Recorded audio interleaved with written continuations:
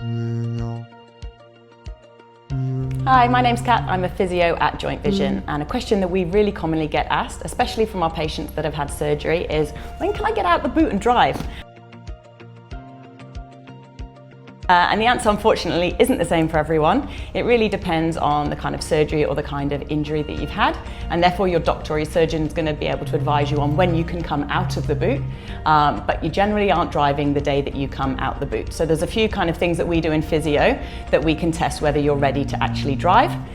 Firstly, we're going to want to check range of motion. We do that in a variety of different positions, but I'm just going to show you here, so moving up and down. So you can see with this foot here, it's really nice and flexible and supple, and it would have adequate movement in order to work the accelerator. If someone's coming to me and they've only got really restricted range of motion, it's probably not going to be safe for them to drive.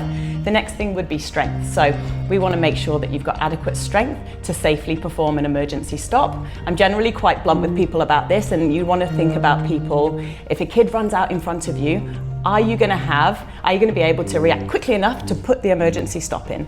And if people are going to hesitate, then that gives you your immediate answer.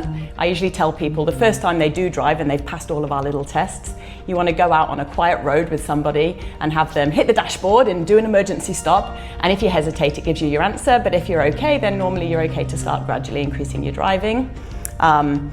It would also depend on whether it's your left leg or your right leg. So if it's your left leg and you're driving an automatic car, great. You aren't allowed to drive in the boot, even if it's the left leg. So you would have to take the boot off or take the shoe off and put on a slide or a runner. So you're probably not going to be doing that for the first few weeks while you've got wounds and stitches and things like that. But we do try and facilitate you coming out as soon as is safely possible. And we also sell a variety of very affordable and functional, appropriate footwear that you can transition into. If it's your right leg, it's a little bit more difficult because that's your leg that's working.